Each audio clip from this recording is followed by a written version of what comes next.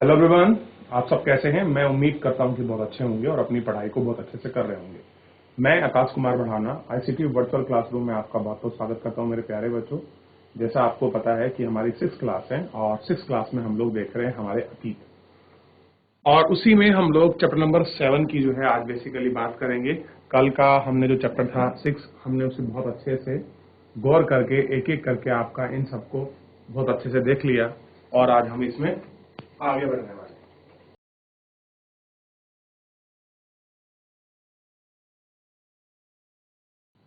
ठीक, तो आज हम अपना चैप्टर देख रहे हैं अशोक, एक अनोखा सम्राट जिसने युद्ध करना त्याग दिया।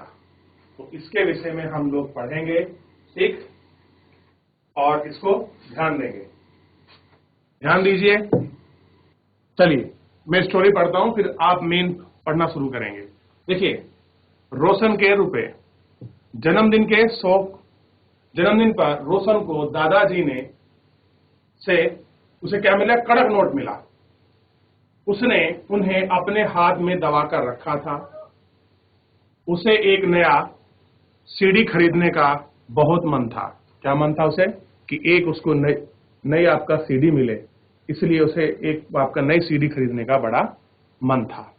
लेकिन साथ ही वह बिल्कुल नए कड़क नोट को देखकर और छूकर महसूस करना चाहती थी। क्या करना चाहती थी? यार मैं उसको नोट को छूऊं, उसको महसूस कर लूं।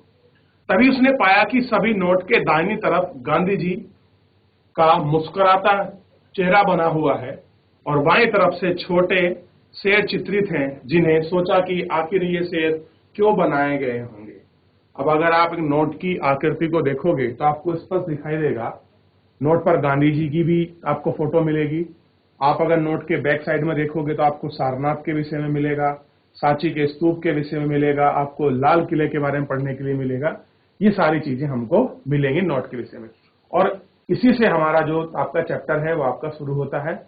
आज सबसे पहले पढ़ने का मौका मिलेगा जीआईसी गंगानगर। कोई भी एक बच्चा माइक ले और चैप्टर को पढ़ना प्रारंभ करें। बहुत सुंदर। Good morning sir. Very good morning. क्या नाम है आपका? सर मोहिशी अधिकारी। चलिए आप पढ़ना प्रारंभ करें। एक बहुत बड़ा राज्य। बहुत बड़ा एक राज्य, एक साम्राज्य। हम जिन शेरों के चित्र रुपयों पैसे पर देखते हैं उनका एक लंबा इतिहास है। उन्हें पत्थरों को काट कर बनाया गया और फिर उन्हें सारनाथ में एक विशाल स्तंभ पर स्थापित किया गया। इस विषय में तुमने अध्याय 6 में पढ़ा। इतिहास में महानतम राजाओं में एक अशोक के निर्देश पर इसके जैसे कई स्तंभों और पत्थरों पर अभिलेख उत्कीर्ण किए गए। इसके पहले कि हम यह जाने कि इन अभिलेखों में क्या लिखा है, यह समझने की कोशिश करें कि उनके राज्य को साम्राज्य क्यों कहा जाता है। अशोक जिन साम्राज्य पर शासन करते थे उनकी स्थापना उनके दादा चंद्रगुप्त मौर्य ने लगभग 2300 साल पहले की थी। चाणक्य या कौटिल्य नाम के एक बुद्धिमान व्यक्ति ने चंद्रगुप्त की सहायता की थी। चाणक्य के कई विचार हमें अर्थशास्त्र नाम की किताब में मिलते हैं। वंश साम्राज्य में बहुत से नगर थे। मानचित्र में उन्हें काले बिंदुओं से दिखाया गया है। इनमें साम्राज्य की राजधानी पाटलिपुत्र, उज्जैन और तक्षशिला जैसे नगर प्रमुख थे। तक्षशिला उत्तर पश्चिम और मध्य एशिया के लिए आने जाने का मार्ग था। दूसरी तरफ उज्जैन उत्तरी भारत से कश्मीर दक्षिण भारत जाने वाले रास्ते में पड़ता था। शायद नगरों में व्यापार, सरकारी अधिकारी और शिल्पकार रहा करते थे। साम्राज्य के बहुत बड़े क्षेत्रों में किसानों और पशुपालकों के गांव बसे हुए थे। मध्य भारत जैसे इलाकों में ज्यादातर हिस्सा जंगलों से भरा हुआ है। वहाँ लोग फल फूल और संग्रहण और जानवरों का शिकार करके जीविका चलाते थे। साम्राज्य के अलग अलग इलाकों में लोग विभिन्न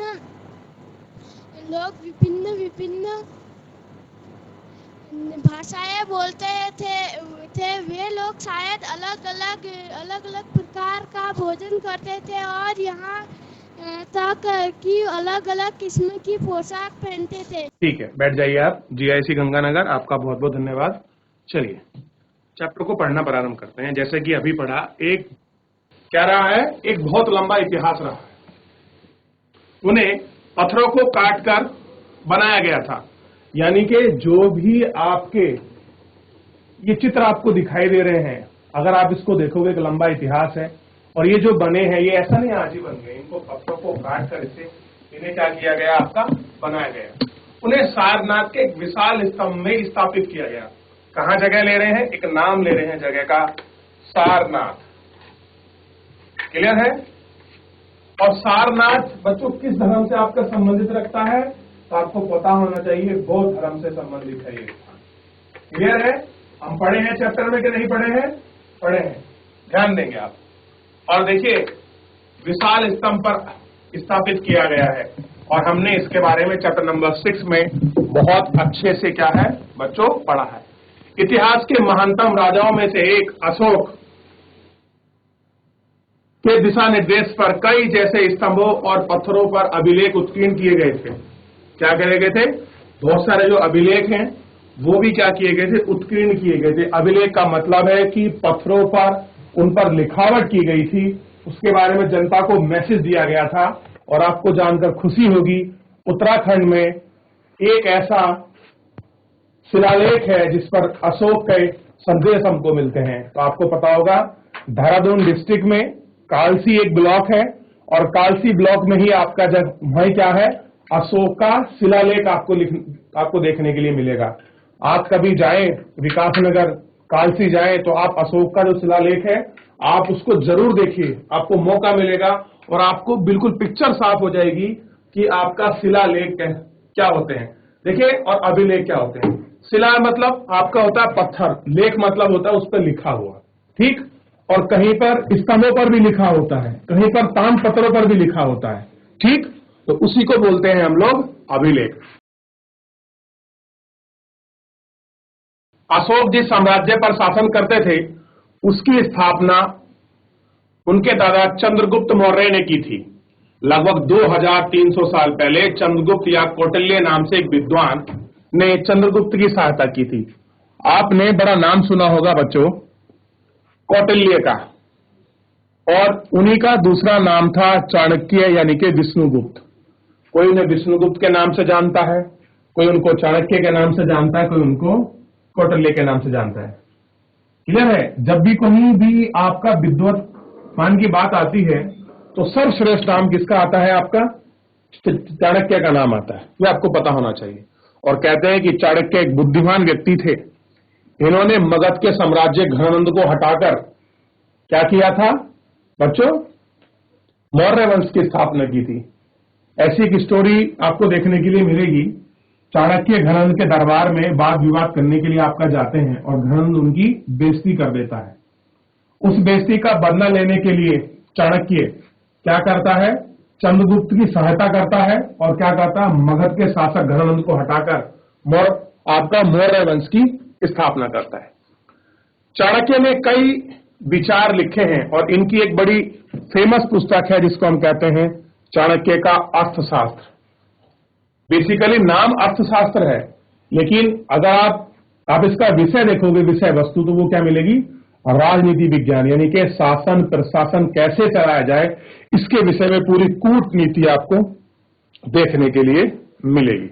अब देखिए, वंश पर थोड़ा सा अगर आप बात करोगे तो चंद्रगुप्त का पुत्र था बिंदुसार और बिंदुसार का ही पुत्र था अशोक, और अशोक का बड़ा भाई था सुसीम। कौन था? सुसीम। तो सुसीम शासक बनने वाला था, लेकिन सुसीम को शासक ना बनाकर किसे बनाया गया, अशोक को। और आप जानते हैं कि अशोक के जीवन की एक बहुत बड़ी घटना है कलिंग युद्ध। कलिंग यानी कि वर्तमान का उड़ीसा, तो उसने कलिंग का, उस समय आपका कलिंग बहुत बड़ा व्यापारिक आपका केंद्र था और बहुत आर्थिक रूप से आपका समृद्धि था। अशोक क्या करता है, कलिंग की विजय कर लेता है और पूरी दुनिया में एक आपका विश्व विख्याति आपका प्राप्त कर लेता है। फिर ये राजा नहीं बनता, फिर ये अशोक सम्राट बन जाता है।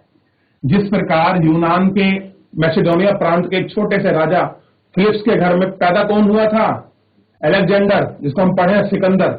जिस तरह से आपका सिकंदर की व्याख्याति पूरे विश्व में फैलेगी, ऐसे ही भारत का एक शासक बनेगा जिसका नाम है अशोक सम्राट, और इसकी व्याख्याति पूरे विश्व में फैलेगी। ठीक, ये आपको ध्यान रखना था। अब देखिए, साम्राज्य में बहुत सारे नगर थे। इनमें साम्राज्य की राजधानी पाटलिपुत्र, उज्जैन और तक्षशिला जैसे प्रमुख नगर थे। तक्षशिला उत्तर पश्चिम मध्य एशिया के लिए आने जाने का मार्ग था। दूसरी तरफ उज्जैन उत्तरी भारत के दक्षिण भारत से आने जाने का मार्ग पड़ता था। शायद नगरों में व्यापारी, सरकारी अधिकारी और शिल्पकार आपका रहते थे। साम्राज्य के बहुत बड़े क्षेत्रों में किसान और पशुपालक के गांव में बसे हुए थे। मध्य भारत के इलाकों में ज्यादातर हिस्सों में आपका जंगल से भरा हुआ था। फूल फल संग्रहण थे। जानवरों के आपका शिकार कर लोगों की आजीविका चलती थी। साम्राज्य के कई अलग अलग आपके इलाके थे और भिन्न भिन्न भाषा बोलते थे और शायद अलग अलग प्रकार का भोजन और अलग अलग प्रकार की पोशाक भी पहनते होंगे। अब देखिए, एक थोड़ा सा हम लोगों को एक चित्र दिया गया है, उसको ध्यान रखें। और बेसिकली हमको क्या देखना है इसमें, तो आपको पता होना चाहिए मौर्य साम्राज्य के उस युग में प्रमुख नगर और अभिलेख। क्या देखने हैं, अभिलेख। अभी हमने एक अभिलेख का जिक्र किया है जिसका नाम है कालसी का अभिलेख। ये देखिए, ये मेरठ में पड़ता है, टोपरा दिल्ली में पड़ता है, और ये एक और है दिल्ली का। ठीक, ये देखिए, ये नगर देखिए, जो ब्लैक पॉइंट से इस तरह से दिखाए गए हैं ये आपके नगर हैं उस समय के, और जो आपका रेड पॉइंट बिंदु लगे हुए हैं ये सब क्या है, अशोक के शिलालेख हमको यहाँ देखने के लिए मिले हैं। तो सभी बच्चे एक बार गौर करके देख लें। और अगर आपसे प्रश्न पूछा जाए कि हमारे उत्तराखंड में अशोक का शिलालेख कहां पर स्थित है, तो आपको साफ होना चाहिए कि देहरादून डिस्ट्रिक्ट में कालसी ब्लॉक में क्या है, आपका अशोक का एक शिलालेख स्थित है। देख लीजिए, गौर कर लीजिए, फिर हम इसमें आगे बढ़ जाएंगे। अरब सागर को देखिए, बंगाल की खाड़ी को देखिए, तब आपको पता चलेगा कि कितने बड़े क्षेत्र पर अशोक ने शासन किया था। देखिए, कांधार आपको मिलेगा, यानी कि अफगानिस्तान तक इसका शासन रहा है अशोक का। मध्य एशिया जिसको बोलते हैं एशिया माइनर, उस समय भी कहां तक रहेगा, अशोक का ही आपका शासन रहेगा।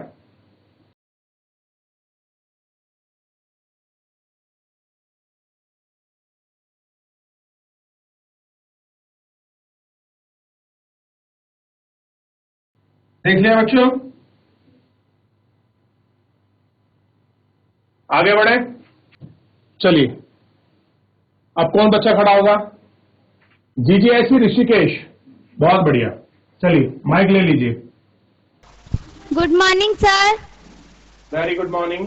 क्या नाम है आपका? My name is Kangana. Kangana, बेटे कंगना आप शुरू करो पढ़ना। राज्य साम्राज्य से कैसे भिन्न है? क्योंकि साम्राज्य राज्यों से बड़े होते हैं और उनकी रक्षा के लिए बड़ी सेनाओं की जरूरत होती है, इसलिए सम्राटों को राजाओं की तुलना में ज्यादा संसाधनों की जरूरत होती है।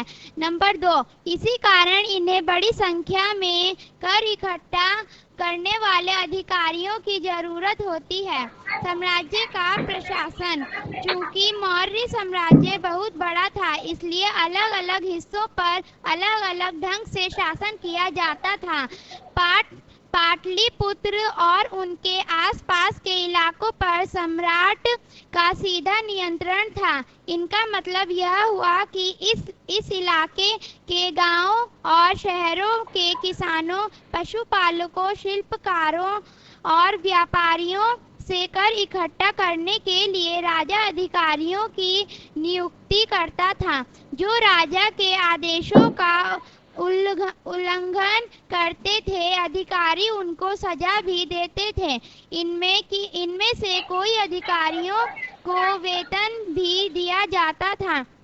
संदेशवाहक एक जगह से दूसरी जगह घूमते रहते थे और राजा के जासूस अधिकारियों के कार्यकलाप पर नजर रखते थे।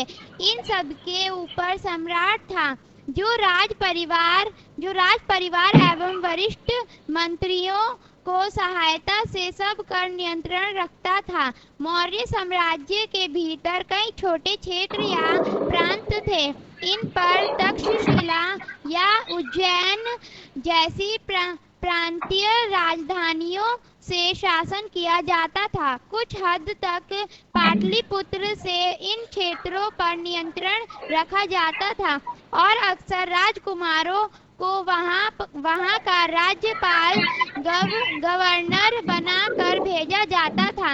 लेकिन ऐसा लगता है कि इन जगहों पर स्थानीय परंपराओं और नियमों को भी माना जाता था। प्रादेशिक केंद्रों के बीच विस्तृत क्षेत्र थे। इनके इलाकों में मौर्य शासक सिर्फ मार्गों और नदियों पर नियंत्रण रखने की कोशिश करते थे, जो कि आवागमन के लिए महत्वपूर्ण थे। यहाँ से उन्हें जो भी संसाधन कर और भेंट के रूप में मिलते थे, उसे इकट्ठा किया जाता था। उदाहरण के लिए अर्थशास्त्र में यह लिखा है कि उत्तर पश्चिम कंबल के लिए और दक्षिण भारत सोने और कीमती पत्थरों के लिए प्रसिद्ध था। संभव है कि संसाधन नजराने के रूप में इकट्ठे किए जाते थे। नजराना जहाँ कर नियमित ढंग से इकट्ठे किए जाते थे, वहीं नजराना अनियमित रूप से जब भी संभव हो इकट्ठा किया जाता था। ऐसे नजराने विविध पदार्थों के रूप में प्रायः ऐसे लोगों से लिए जाते थे जो स्वेच्छा से इसे देते थे। ठीक है, बैठ जाइए। जी श्री ऋषिकेश, धन्यवाद आपका। चलिए ध्यान देते हैं। बहुत अच्छा पढ़ा आपने। कनक, कंगना, देखिए राज्य साम्राज्य से कैसे भिन्न था। देखिए बिल्कुल साफ स्पष्ट हो रहा है कि साम्राज्य राज्य से बड़े होते थे। तो अगर राज्य और साम्राज्य की बात आए और आपसे अंतर करने के लिए कहा जाए, तो आप बिल्कुल स्पष्ट अंतर कर सकते हो कि साम्राज्य बड़ा होता है तुलनात्मक रूप से राज्य से। अगर राज्य बड़ा है तो जाहिर सी बात है उसकी जरूरतें भी बड़ी होंगी, और जरूरत बड़ी होंगी तो उसको मेंटेन करने के लिए लोगों की आवश्यकता होगी, यानी कि सेना रखनी पड़ेगी। ठीक, और साथ ही साथ क्या होगी, राजाओं को ज्यादा संसाधनों की यानी कि रिसोर्सेस की आवश्यकता होगी, जिससे वो अपने साम्राज्य की आपूर्ति कर सके, उसकी पूर्ति कर सके। ठीक, इसी कारण उन्हें बड़ी संख्या में कर इकट्ठा करने के लिए अधिकारियों की जरूरत करनी पड़ती थी। और आपको पता है कोई भी शासन प्रशासन, कोई भी सरकार चलती है बिना पैसे के नहीं चल सकती। और पैसा कहां से आता है अल्टीमेटली, तो पैसा आता है आपका टैक्स के माध्यम से, कर के माध्यम से। ठीक, तो क्या जरूरत पड़ती है उनको, टैक्स की। और टैक्स कहां से लेते थे, जनता से। और जनता से कर वसूलने के लिए उनको अधिकारियों की नियुक्ति करनी पड़ती थी, ताकि टैक्स कैसे हो, समय पर आए। अब देखिए कैसा था वहां का शासन प्रशासन। तो साम्राज्य का आपका प्रशासन, क्योंकि मौर्य साम्राज्य बहुत बड़ा था, इसलिए अलग अलग हिस्सों पर नियंत्रण करने से शासन किया था, यानी कि हर क्षेत्र का शासन अलग ढंग से हो रहा था। पाटलिपुत्र यानी कि जो कैपिटल है इसकी, मगध की कैपिटल है पाटलिपुत्र, और उसके आसपास के जो भी इलाके थे वो सीधा किसके नियंत्रण में थे? आपका सम्राट के। इसका मतलब यह हुआ कि इस इलाके में गांव और शहरों में किसान, पशुपालक, शिल्पकार, व्यापारी कर इकट्ठा करने के लिए राजा अधिकारियों की नियुक्ति करता था। यानी कि इन जगह से अगर कर इकट्ठा करना है तो राजा एक किसी अधिकारी को नियुक्त कर देगा और वो अधिकारी जो है उन्हें टैक्स या कर के माध्यम से वो पैसा जो है आपका उनको चुका देगा। जो राजा का आदेश का उल्लंघन करते थे अधिकारी उन्हें सजा भी देते थे। इनमें से कई अधिकारियों को वेतन भी दिया जाता था। ठीक, और एक ऐसा ही अधिकारी का नाम है संदेशवाहक। एक जगह से दूसरी जगह घूमते रहते थे और राजा के जासूस अधिकारी कार्यकलाप पर आपका नजर रखते थे। यानी कि उस समय भी आपका सीआईडी जैसी व्यवस्था थी जो क्या करते थे? अधिकारियों पर भी नियंत्रण रखते थे। इन सबके ऊपर सम्राट था जो राज परिवार और वरिष्ठ मंत्रियों की सहायता से इन सब पर नियंत्रण रखता था। क्या करता था कि वरिष्ठ मंत्रियों की सहायता से इस आपका जो अधिकारी हैं और शासन प्रशासन की जो और इकाइयां हैं उन सब पर आपका नियंत्रण रखता था। ठीक, अब देखिए, अक्सर राजकुमारों को वहां का राज्यपाल यानी कि गवर्नर बनाकर भेजा जाता था। यानी कि कई प्रांतों से मिलकर क्या बना था? एक साम्राज्य बना था। क्या बना है बच्चों? जीआईसी गंगानगर, ध्यान दें, कई आपका राज्यों से मिलकर क्या बना है? आपका साम्राज्य। तो उन राज्यों में शासन चलाने के लिए क्या होता था कि सम्राट तो कहां बैठा है? राजधानी में। यानी कि अगर आपका मगध साम्राज्य है और मगध साम्राज्य का जो शासक है, जो आपका सम्राट है अशोक, वो कहां बैठा है? पाटलिपुत्र में। और जो छोटे छोटे उनके पास पड़ोसी क्षेत्र हैं जैसे अंग हो गया, बज्जी हो गया, उनमें कौन बैठे हैं? तो राजकुमारों के जो पुत्र हैं वो ही बैठे हैं। तो जब वो शासन करते थे तो उनको बोलते थे गवर्नर यानी कि राज्यपाल। क्लियर है? अब आप मुझे ये बताइए, क्या उत्तराखंड में आपके राज्यपाल हैं? आप कहेंगे सर बिल्कुल है। तो आप मुझे बताइए उत्तराखंड के वर्तमान राज्यपाल का क्या नाम है? कौन बच्चा बताएगा किसी भी स्कूल से जिसको आता है? उत्तराखंड के वर्तमान राज्यपाल कौन है? जीआईसी गंगानगर, क्या आपको पता है? बहुत बढ़िया, माइक लेकर बताइए। Lieutenant general Gurmeet Singh. Lieutenant general Gurmeet Singh. बहुत सुंदर, सही आंसर है। आपने कहां से पढ़ा बच्चे? सर राजकीय प्राथमिक विद्यालय मोरपटूरी। चलिए बैठ जाइए आप। चलिए, बहुत सुंदर, बहुत अच्छा। देखिए, जिन बच्चों को नहीं भी पता है वो आपका लिख लीजिए। गुरमीत सिंह है और गुरमीत सिंह जी जो हैं हमारे आपका राज्यपाल, और आपको जानकर खुशी होगी उससे पहले वो भारतीय आपकी सेना में थे और लेफ्टिनेंट जनरल से आपका रिटायर्ड है और उसके बाद अब वर्तमान में हमारे उत्तराखंड में सेवा दे रहे हैं। चलिए, अब बात करेंगे थोड़ा इससे आगे। तो इन सभी जगहों पर क्या था? जो आपका राज्यपाल था उनको भेजा जाता था। और राज्यपाल थे कौन? या तो राजा के पुत्र थे या कोई खास आपके सगे संबंधी को राज्यपाल बनाकर भेजते थे। लेकिन ऐसा लगता है कि इन जगहों पर स्थानीय परंपराओं और आपका नियमों को ही माना जाता है। अब कहीं पर लोकल कोई आपका रूल बॉडी पहले स्ट्रक्चर काम कर रहा है, उसी के अनुसार क्या होता था? वहां शासन होता था। जैसे हमने शुरुआत में ही पढ़ा है, आप देखेंगे कि क्या है, हर जगह क्या हो रहा था? अलग अलग हिस्सों में क्या था? अलग अलग ढंग से शासन हो रहा था। क्लियर है? और सबसे बड़ी बात आप ध्यान रखना, मगध साम्राज्य डिसेंट्रलाइज है, विकेंद्रित सत्ता है। यानी कि शीर्ष कहां पर है? आपका सम्राट के पास ही है, ऐसे समझिए। चाहे भले ही उसका राज, उसका शासन प्रशासन छोटे छोटे भागों में अलग अलग राज्यों में बटा हुआ है।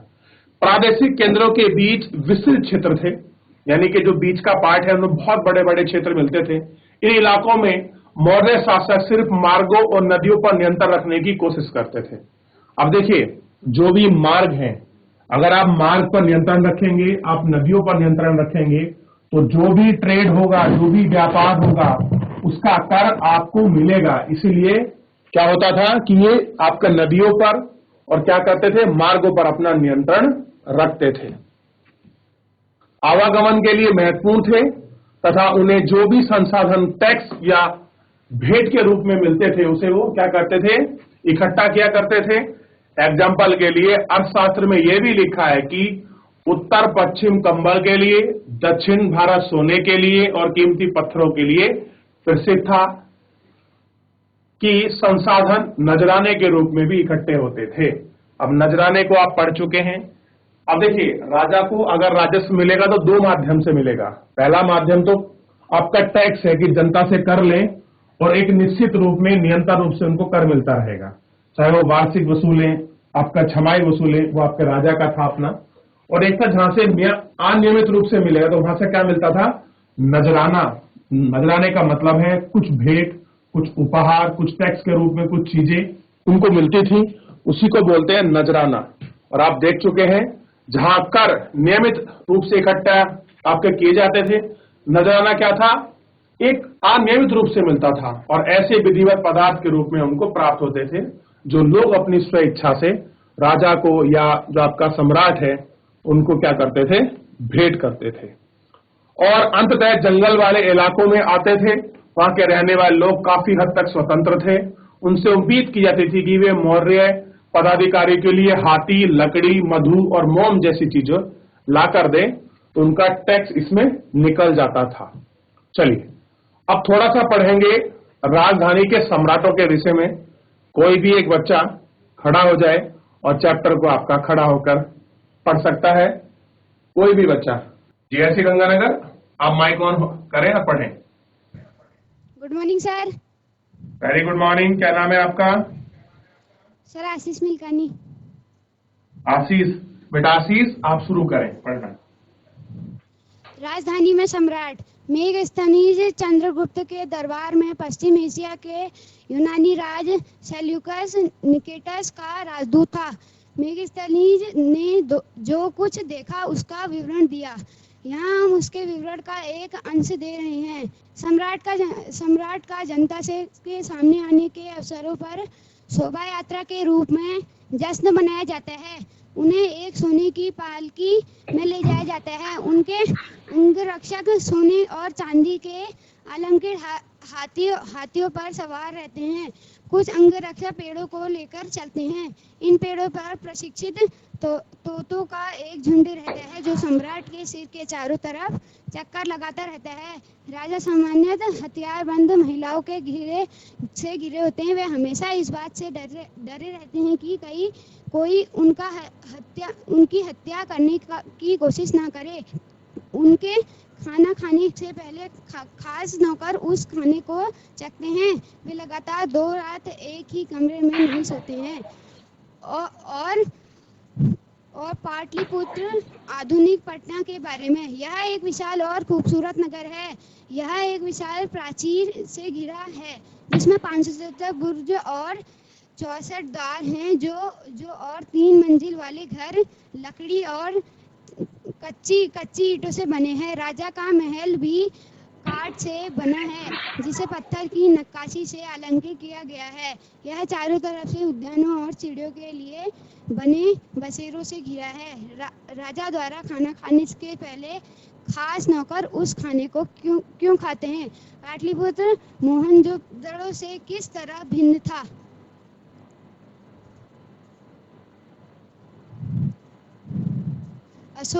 अशोक एक अनोखा सम्राट। अशोक मौर्य वंश के सबसे प्रतिष्ठित शासक थे। वह ऐसे पहले शासक थे जिन्होंने अभिलेखों द्वारा जनता तक अपने संदेश पहुंचाने की कोशिश की। अशोक के ज्यादातर अभिलेख प्राकृत भाषा और ब्राह्मी लिपि में हैं। कलिंग युद्ध का वर्णन करता हुआ नहीं, ये पढ़िए। अशोक का कालीन युद्ध। कालीन तटवर्ती उड़ीसा का प्राचीन नाम है। मानचित्र 568 देखो। अशोक ने कालिंग को जीतने के लिए एक युद्ध लड़ा, लेकिन युद्ध जनित हिंसा और खून खराबा देखकर उन्हें युद्ध से वितृष्णा हो गई। उन्होंने निर्णय लिया कि वे भविष्य में कभी युद्ध नहीं करेंगे। ठीक है, बैठ जाइए। बहुत बहुत धन्यवाद आपका जीएससी गंगानगर। देखिए, सबसे पहले हम पढ़ रहे हैं राजधानी में सम्राट। तो मेगास्थनीज के विषय में अगर आप पढ़ोगे तो आपको पता लगेगा, मेगास्थनीज को अगर आप देखोगे तो मेगास्थनीज कौन था? तो सेल्यूकस निकेटर का क्या था? राजदूत था। और आपको क्लियर होना चाहिए कि सेल्यूकस निकेटस किसका सेनापति था? तो मैंने पहले चैप्टर में आपको बताया है कि सिकंदर, जिसको हम कहते हैं अलेक्जेंडर, जब उसने भारत को जीता तो अपने क्षेत्र पर ये शासन करने के लिए किसको छोड़ गया था? सेल्यूकस निकेटस को छोड़ गया था। क्लियर है? उसी का दूत कौन है? मेगास्थनीज। और ये कहां है? चंद्रगुप्त मौर्य के दरबार में है। और इसने पश्चिमी एशिया के यूनान के राजा सेल्यूकस निकेटस का राजदूत था। मेगास्थनीज ने जो भी कुछ देखा उसका विवरण किया है। यानी कि चंद्रगुप्त मौर्य के बारे में हमें चाणक्य के साथ साथ अगर कहीं विस्तृत जानकारी मिलती है, जो आज हम सब कुछ पढ़ रहे हैं ना बच्चों, कहां किसके विषय में? आपका मौर्य साम्राज्य के विषय में। ये सारी जानकारी हमको मेगास्थनीज ने एक बुक लिखी है, इंडिका। क्या लिखी है? इंडिका। बड़ी फेमस बुक है। उसके माध्यम से ही हमें पूरा मौर्य साम्राज्य का शासन, प्रशासन, उनकी वंशावली, उसके युद्ध और उनकी शासन व्यवस्था, सारी कर व्यवस्था हमें पढ़ने का मौका मिला है। अगर मेगास्थनीज वहां ना आया होता और उसने अपनी बुक ना लिखी होती तो ये सारी चीजें हमें, इतनी जानकारी हम लोग बता रहे हैं विस्तृत से, ये हमको प्राप्त नहीं होती। अब कह रहे हैं कि एक उसका कुछ छोटा सा विवरण दिया है उस बुक का। कह रहे हैं कि सम्राट का जनता के सामने आने के अवसरों पर शोभा यात्रा के रूप में यानी कि जश्न मनाया जाता था। यानी कि जब राजा जनता से मिलने जाते थे तो उत्सव के रूप में, जश्न के रूप में आपका जनता उसको देखती थी कि हमारे राजा हमसे मिल रहा है। देखिए, प्राचीन समय में राजा की छवि भगवान जैसी होती थी। कैसी होती थी? भगवान जैसी। उन्हें क्या करते थे? सोने की पालकी में बैठा जाता था। उनके अंगरक्षक जो थे सोने और चांदी से अंकलित हाथियों पर सवार होते थे। कुछ अंगरक्षक क्या करते थे? पेड़ों को लेकर चलते थे। और पेड़ों पर क्या थे? प्रशिक्षित एक आपका तोतों का झुंड था। और तोते क्या करते थे? वो चारों तरफ आपका मंडराते रहते थे कि कहीं से राजा को कोई देख तो नहीं रहा है, कोई आपका तीर लगा के तो नहीं बैठा है राजा के लिए। ये सारे काम करते थे आपके तोते। सम्राट के सिर के चारों तरफ आपका चक्कर लगाते रहते थे। राजा सामान्यतः हथियारबंद महिलाओं से घिरे होते थे और वे हमेशा इस बात से डरते थे कि कोई उनकी हत्या न कर दे। देखिए, प्राचीन समय में राजा का यह था कि आपकी कितनी बड़ी विशाल सेना क्यों ना हो, मान लीजिए आपका राजा मर गया तो पूरी सेना भाग जाती थी। तो इसलिए सबसे प्राइम क्या था? राजा। यानी कि कुछ भी हो जाए, राजा को ना तो तीर लगना चाहिए ना ही राजा मरना चाहिए, तभी सेना लड़ पाती थी। क्लियर है? ठीक ऐसे ही आप मध्यकाल में जब पढ़ोगे तो जब एक युद्ध होगा, क्लियर है, जैसन जब बच्चों किससे लड़ेगा? आपका महमूद गोरी से, तब आपको दिखाई देगा। और पृथ्वीराज हाथी पर बैठ के आएगा महमूद गोरी से लड़ने के लिए। ठीक, एक बार में वो आपके राजा को गिरा देंगे और पूरी सेना में भगदड़ मच जाएगी। ठीक है? तो कैसे थे? हथियारबंद महिलाओं से घिरे होते थे। वे हमेशा इस बात से डरते थे कि कोई उनकी हत्या ना कर दे। उनके खाने से पहले खास नौकर खाने को चेक करके देखते थे। देखिए, आज भी कहीं पर भी अगर मुख्यमंत्री, प्रधानमंत्री या कोई ऐसा व्यक्ति जो बड़ा संवेदनशील है, इनकी जान मान की हानि है, जब भी उन्हें कोई खाना दिया जाता है तो एक विशेष टीम, एक विशेष दल उनको चेक करता है। क्या करता है? उनको चेक करता है और उसको खाने को चेक करने के बाद ही उनको सर्व किया जाता है, उनको दिया जाता है। कोशिश ये रहती है कहीं ऐसा ना हो कि खाने में कोई जहर जैसी चीज उसमें आपके मिला दे और वो क्या हो जाए, उनकी मृत्यु हो जाए। और पाटलिपुत्र यानी कि वर्तमान का यानी कि आधुनिक रूप में पटना के बारे में भी बात है कि पटना एक विशाल और खूबसूरत क्या था? आपका नगर था। ठीक, और यहाँ एक विशाल आपकी प्राचीन दीवार से घिरा था। कह रहे हैं कि 750 बुजुर्ग थे। ठीक, 64 द्वार थे, 2-3 मंजिल वाले घर थे, कुछ लकड़ी के बने थे, कुछ कच्ची ईंटों के बने थे। राजा का महल काठ से बना था, काठ मतलब लकड़ी से, और उसमें एक विशेष किस्म की आपकी नक्काशी थी और चारों तरफ उद्यान और चिड़ियों के बसेरों से घिरा हुआ था। क्या? पाटलिपुत्र। तो ये कुछ पाटलिपुत्र के विषय में था, यानी कि आपका आधुनिक पटना के रूप में। तो फिलहाल मेरे प्यारे बच्चों, आज के लिए इतना ही। मिलते हैं नेक्स्ट लेक्चर में, क्योंकि आपकी और क्लासेस है, समय समाप्त हो रहा है। तब तक के लिए मुझसे जुड़ने के लिए आपका बहुत बहुत धन्यवाद। आप चैप्टर को अच्छे से पढ़ के आए और जिस तरह से पढ़ रहे हैं आप इस तरह से क्लास में बढ़ चढ़कर पढ़ते रहिए। मुझसे जुड़ने के लिए आपका बहुत बहुत धन्यवाद।